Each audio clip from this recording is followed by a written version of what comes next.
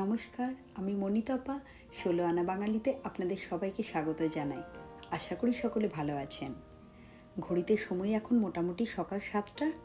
আমরা দাঁড়িয়ে আছি ডাউনটাউনের রাস্তার ধারে। এই সামনে যে বাস দেখতে পাচ্ছেন, একটু এগিয়ে গিয়ে আরও একটি বাস আছে। এগুলো সবই ট্যুরিস্ট বাস। আজকে আমরা যাব কানাডার রাজধানী ওটাবা শহরে। সেখানে দেখব পার্লামেন্ট হিল বা parliament house, war museum, history museum, আর আজকের প্রধান আকর্ষণ টিউলিপ ফেস্টিভ্যাল।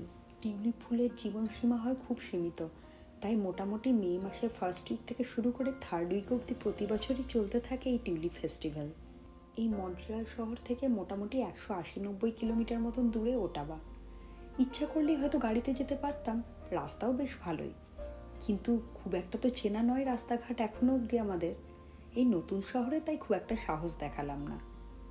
তবে এই বাসের ব্যবস্থাগুলোও বেশ ভালো জানেন। এখানে বেশ কয়েকটা ট্যুরিস্ট অ্যান্ড ট্রাভেল সাইট আছে, সেখানে চাইলেই আপনারা বুকিং করে বাসের মাধ্যমে কানাডার বিভিন্ন জায়গায় ঘুরে নিতে পারবেন। এই একটা ভিডিওর মাধ্যমে হয়তো আমি সব ঘোরার জায়গাগুলো দেখাতে পারবো না, আসলে তাতে ভিডিও দৈর্ঘ্য হয়ে যাবে অনেকখানি, তাই আমার পরবর্তী ভিডিওর জন্য আপনাদেরকে অপেক্ষা করতে হবে। And we have our bus driver, Monsieur Kambla, with us for the day. So, thank you so much for being here this early in the morning.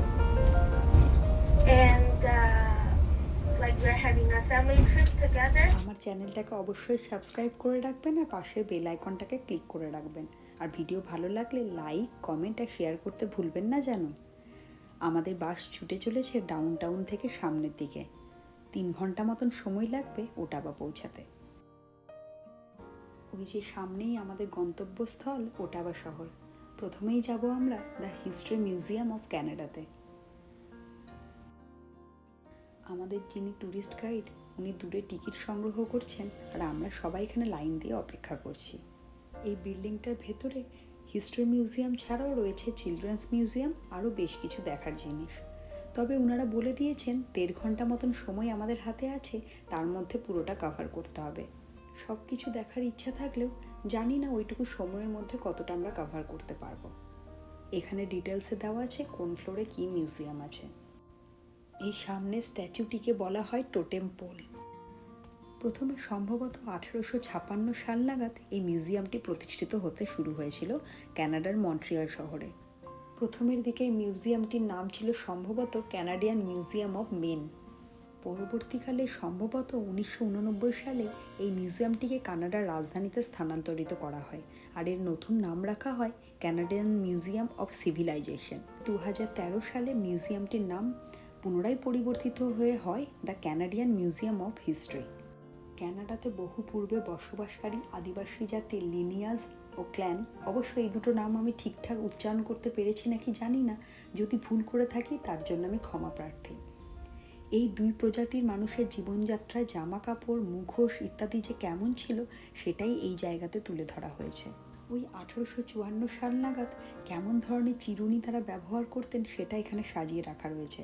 অবশ্য পরবর্তীকালে ধীরে ধীরে এই চিরুনির ডিজাইনও চেঞ্জ হয়েছে। তার পাশাপাশি তারা গলায় কেমন গয়না পরতেন বা হাতে, কানে ইত্যাদিও সব রাখা রয়েছে। এখানকার অনেক গয়নায় ১৮৫৪ সাল থেকে শুরু করে ১৮৮৯, তারপর ধীরে ধীরে ১৯৩৬ সাল অবধি ব্যবহৃত হয়েছিল। এইগুলো সম্ভবত সেই সময় ব্যবহৃত বিভিন্ন ধরনের মুখোশ, পাখি, জীবজন্তু ইত্যাদির। যত যুগ এগিয়েছে সময়ের সাথে তাল মিলিয়ে তাদের জীবনযাত্রা, ব্যবহৃত বিভিন্ন জিনিসপত্র কিভাবে পরিবর্তিত হয়েছে সেটাই এখানে তুলে ধরা হয়েছে।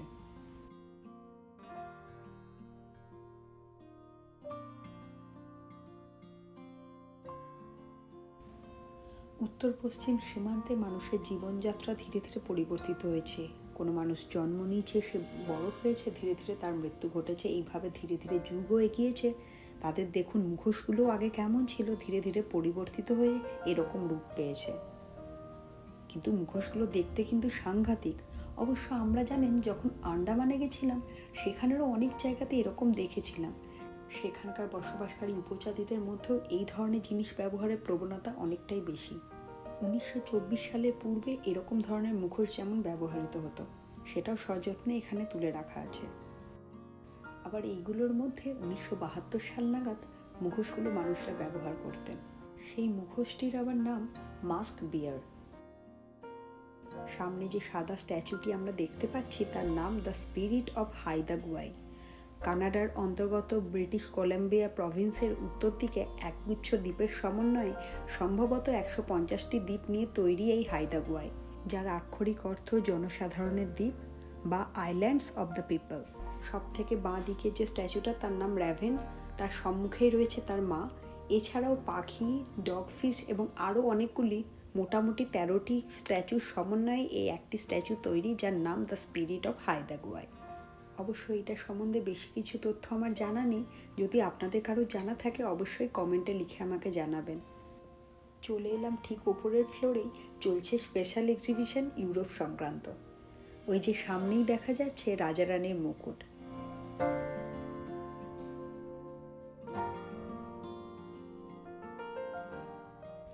এই জায়গাটাই আমরা দেখতে পাবো আমাদের প্রাচীন ইতিহাস। রয়েছে নিওলিথিক এজ অর্থাৎ প্রস্তর যুগ, তারপর কপার যুগ, ব্রোঞ্জ যুগ, আর সর্বশেষে লৌহ যুগ কীভাবে এসেছে সেই সমস্ত রিভলিউশনটা এখানে তুলে ধরা হয়েছে। সেই বহু যুগ পূর্বে মানুষ পাথরে পাথর ঘষে কীভাবে আগুনের ফুলকি উৎপন্ন করত এবং আগুন জ্বালাতো, সেই সবটাই এখানে তুলে ধরা হয়েছে। অবশ্য এই ইতিহাসটা অল্প বিস্তর সকলেই আমরা জানি।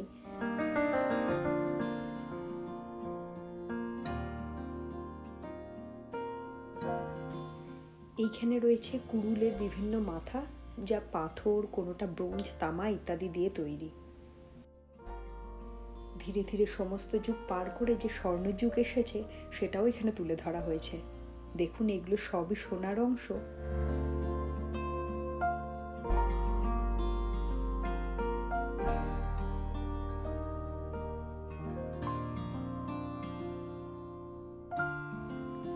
কি অপূর্ব গয়নার মুকুটটা, তাই না? আগেকার দিনে অবশ্য এমনটাই হয়তো ব্যবহৃত হতো। অবশ্য অনেক দেশের ইতিহাস ঘাটলেই অল্প বিস্তর এইসব ঘটনা দেখা যায়। এতক্ষণ আমরা নিজেদের আগ্রহের পছন্দের জায়গাগুলো দেখলাম, কিন্তু সে তো ছোট, তার মাথার ওপর দিয়ে বোধহয় সবটাই এখন বেরিয়ে যাচ্ছে। ধীরে ধীরে বড় হলে সবটা হয়তো বুঝতে পারবে। এবার তার আবদারে চলে এলাম তার পছন্দের চিলড্রেন মিউজিয়ামে। ঢুকতেই দেখলাম আমাদের দেশের যানবাহনের ছোট্ট ছোট্ট স্ট্যাচু। এখানে জানেন একটা যাত্রার মতন স্টেজ বানানো আছে। আগেকার দিনের যখন নাটক, যাত্রা ইত্যাদি হতো তার পাশেই থাকতো এরকম একটা গ্রিন রুম। সেখানে বিভিন্ন সাজ প্রসাধনী, জামা কাপড় ইত্যাদি থাকতো তাদের চেঞ্জের জন্য। দেখুন, ওই সামনে আবার লণ্ঠনও রাখা আছে। কতদিন এই হেরিকেন লণ্ঠনগুলোর দর্শন আমরা পাই না। আজকাল তো সবই ইতিহাস হয়ে গেছে। দেখুন কি সুন্দর আগেকার দিনের মতন মেকআপের জিনিস, সাজ পোশাক, জুতো ইত্যাদি সুন্দর সাজিয়ে রাখা রয়েছে। এইগুলো অবশ্য আজকাল আর ব্যবহার হয় না, শুধুমাত্র ছবি ভিডিও বানানোর জন্যই বোধহয় ওনারা সাজিয়ে রেখেছেন এত সুন্দরভাবে। এই মিউজিয়ামটাই আমরা বিভিন্ন দেশের বিখ্যাত কিছু জিনিসপত্র, যানবাহন ইত্যাদি দেখতে পাবো। যেমন সামনেই বেশ কিছু ট্রলি ব্যাগ আর লাগেজ সাজিয়ে রাখা হয়েছে, আর তারপরেই রয়েছে পাকিস্তানে যেমন বাঁশ ব্যবহার হয় সেটা। ওই সামনে লাল অংশে লেখাও আছে কোন দেশের কোন জিনিসটা বিখ্যাত।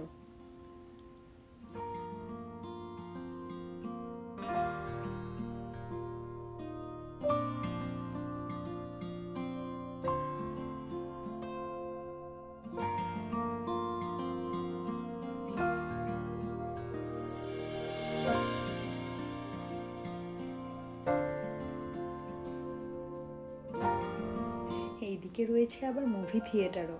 অবশ্য এটা সত্যি না, সবটাই পুরো স্টেজ বানিয়ে সাজানো। তার পাশে আবার রয়েছে টিকিট কাউন্টার। বাহ, বেশ ভালো ব্যবস্থা করেছে তো এই দিকটায়।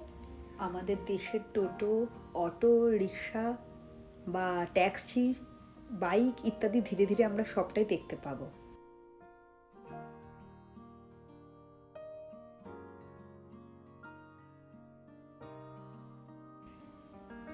ইন্ডিয়া, আমার দেশ, আমাদের দেশ, নামটা দেখলে মাথাটা গর্বে উঁচু হয়ে যায়। আর বিশেষ করে বাইরে এসে যখন নিজের দেশের নামটা জ্বলজ্বল করছে দেখতে পাই, সত্যি খুব গর্বিত বোধ করি। নিজের হাতের অপূর্ব নকশায় তৈরি আমাদের দেশের অনেক জায়গাতে বাড়িগুলো যে কেমন সুন্দর হয় সেটাই এখানে উপস্থাপনা করা হয়েছে। তার পাশাপাশি একটু আগে আপনারা তো দেখলেনই আমাদের দেশের বিভিন্ন যানবাহনকে তুলে ধরা হয়েছে।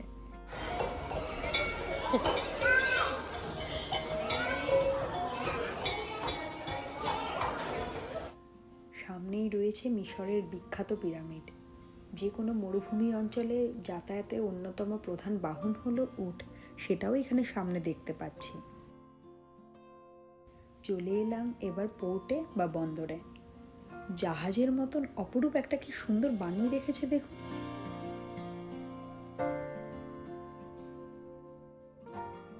এই দিকটায় রয়েছে আমাদের দেশের সে বিখ্যাত সাদা ট্যাক্সি বা অ্যাম্বাসেডার। হয়তো আজকে তার সংখ্যা খুব কম, হাতে গোনা কয়েকটা মাত্র, কিন্তু একসময় তার রমরমিয়ে চলতো।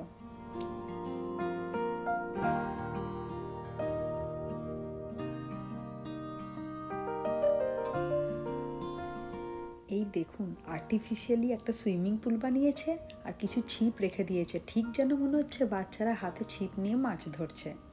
বেশ অনেকখানি সময় এখানে পেরিয়ে গেল।